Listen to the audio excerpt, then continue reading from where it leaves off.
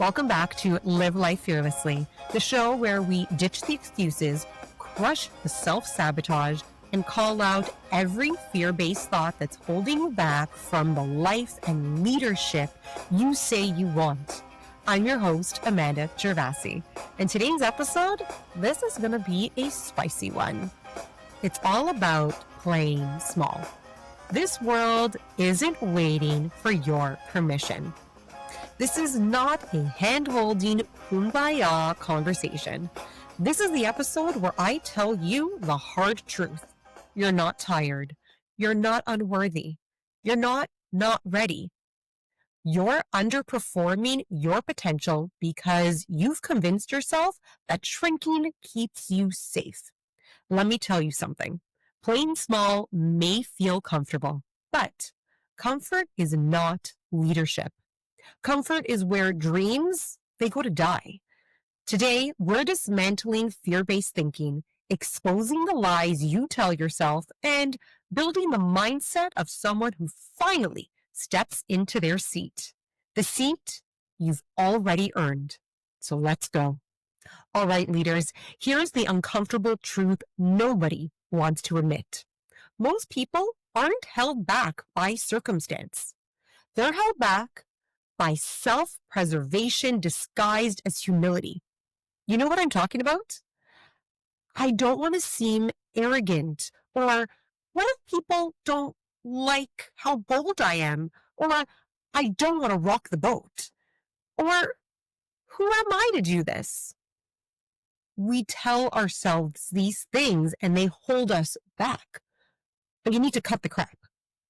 If you were really worried about arrogance, your self-doubt wouldn't be screaming louder than your ambition. You just do it, right? Arrogant people don't think about these things, so you're not really arrogant, right?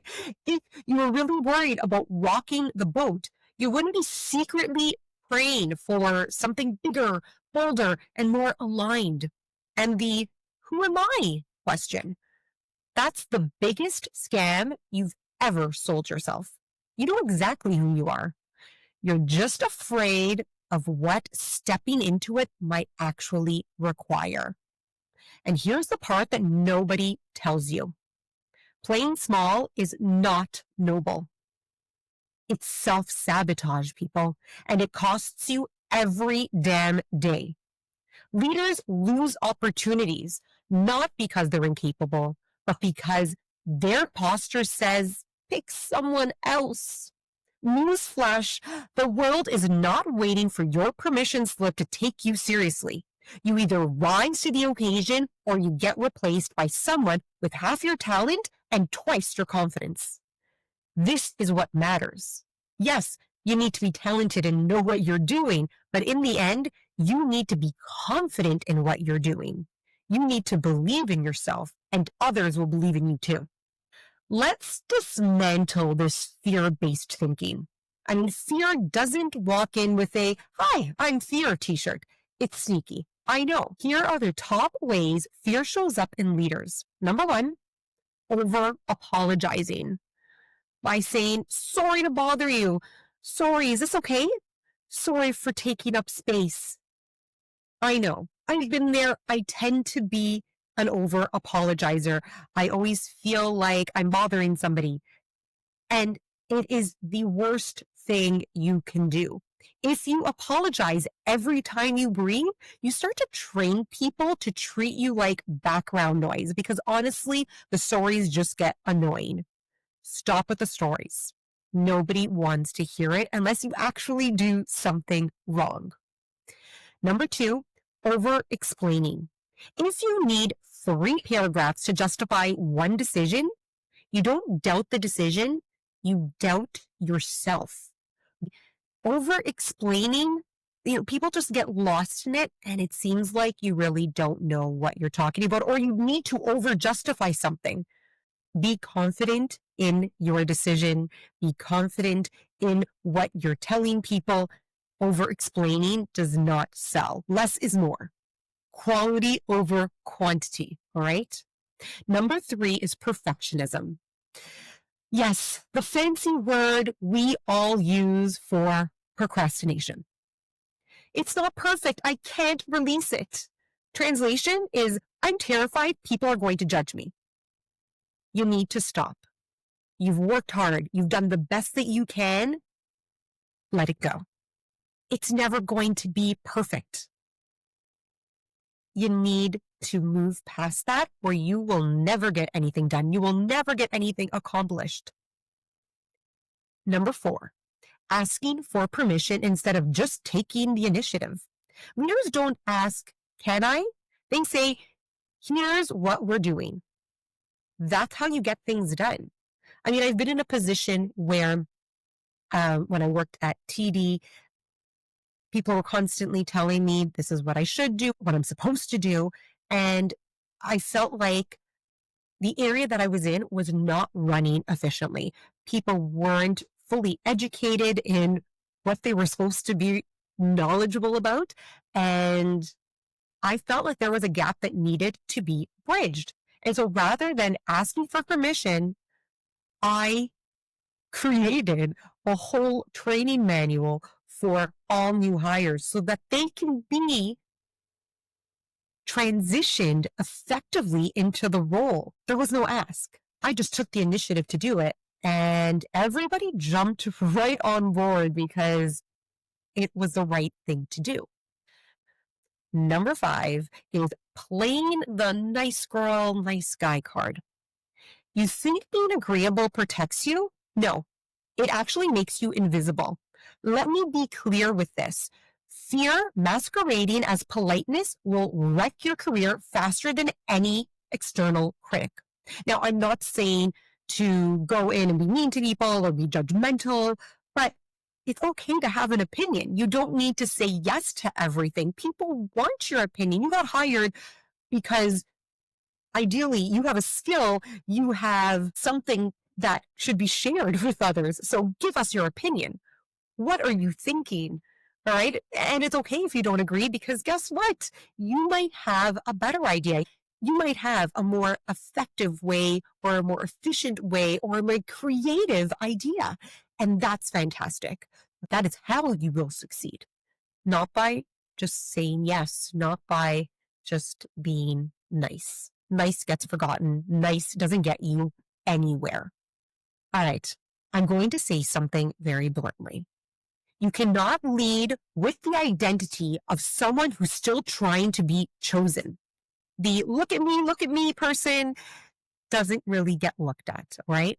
Leaders operate from an internal seat, not an external approval rating.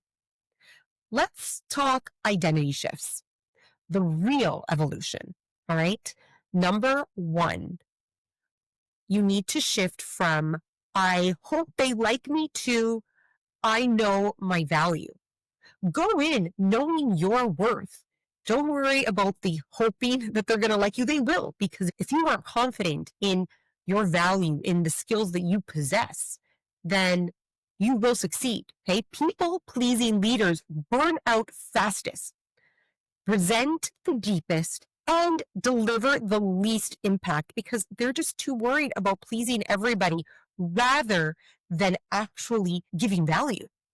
Number 2, shift from I need permission to I choose myself first. Waiting for validation is the fastest route to mediocrity. All right. You are not always going to get the you did fantastic and, the nice pat on the shoulder. Give yourself the pat on the shoulder. You're not always going to get that, but that doesn't necessarily mean that you're not valued. Value yourself, choose yourself, validate yourself, and keep pushing forward. Number 3, we're going to shift from I'll try to I'll execute. Okay, trying is an intention. Executing is a commitment. So you need to make a commitment to yourself. There's no I'll try to do it, because you try to do it and then you kind of don't really do it and then you just let it flop and you don't do it. But if you say, I will execute this, well, now you've made a commitment to yourself. Now you have made yourself accountable to completing whatever it is you've decided to complete. Number 4, you're going to shift from I don't want to brag to I'm owning my brilliance. Let's get something straight. Owning your achievement isn't bragging. It's just data. Be proud of yourself. No one says you have to go around to every single person and tell them what you did and say how great it is, but that doesn't necessarily mean that you can't be confident in your achievements. It's fine. Be proud of yourself. Be confident in your abilities, in your achievements. Number 5, we're going to shift from I don't want to fail to I'd rather fail than stay small. Every successful leader I know, including myself, has one thing in common. They feared staying small more than they feared failing. That's the shift here. That is the power. You can't be afraid of failing because guess what? You're probably going to fail once, twice, many times before you eventually succeed. But if you don't put in the effort, you're never going to succeed. You're just going to stay small. All right. So you need to fail sometimes to succeed. It is what it is. I mean, to get it right on the first try it happens, but it's unlikely. And that's okay. You need to be okay with that. You need to keep trying because that's how you learn. That's how you grow. And like I said, every failure brings you one step closer to success. That is where the real power lies. That is what separates you from those that are playing small to those that are truly successful. Let's talk about the apologizing for your brilliance idea that we get stuck on a lot. Okay. Here's where people just really get triggered. And I'm not sorry about it. You need to stop apologizing for being talented. Stop apologizing for being ambitious. Stop apologizing for being exceptional. You know who apologizes for their greatness? People who don't trust themselves. You know who doesn't? People who win. Ask yourself this. Why are you apologizing for qualities other people would kill to have? As a coach, I see this constantly. Top performers acting like they're lucky to be in the room. No, the room is lucky to have you. Remember that. You know, you worked hard. You worked for your brilliance. You bled for your brilliance. You failed. You rebuilt. You screamed. You fought. You learned. You elevated for your brilliance. And you need to tell yourself that. So stop acting like it's just an accident and it just happened. You worked for it. And the only way you're going to get there is by not apologizing for it. Be confident in who you are and what you've accomplished and what you've succeeded in already and what you've learned and how you've grown and all the failures that have come along the way. Own it. Be proud of it. Stop apologizing for it. Let's look at breaking self-sabotaging patterns. Here's where we get practical. Self-sabotage isn't random. It's actually a pattern. Let's expose those patterns. Number 1, delayed decisions. If you need 3 weeks to make a decision that should take you 3 minutes, that's just fear. Make the decision and stop delaying it. You will be fine. You will get back up, even if it's not the right decision, and you will be resourceful and you will make it work. You will figure it out because you can do it. So stop. It's good to obviously reflect. You don't want to make a rash decision, but you don't need 3 weeks to make a simple decision. Number 2, shrinking in meetings. If you only speak when spoken to, congratulations, you've left leadership and you've just joined a piece of furniture. Speak up, share your opinion. There's a reason why you got hired and people want to know why you're there. So give them a reason for you to be there. Don't just sit there. I know sometimes it's easier and you don't want to ruffle any feathers. You don't want to rock the boat. You don't want to seem like you're being overly ambitious or too eager. Then don't be.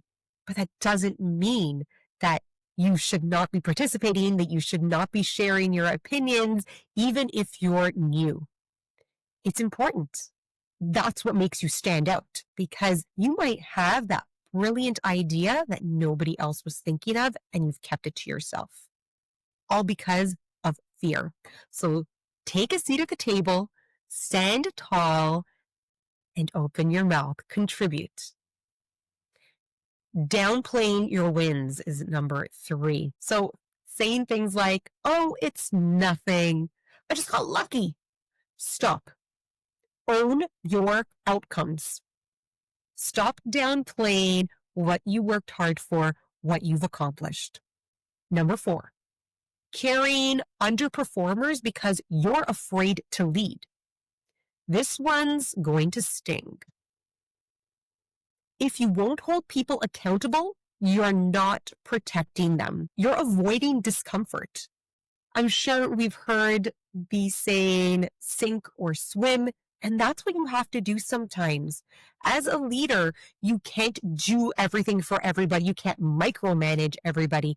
You have to let them learn. You have to show them how to be resourceful, and that is a good leader. Okay, it's coaching them so that they can be independent and resourceful and leaders in their own right. You're not helping them by doing everything for them, because guess what?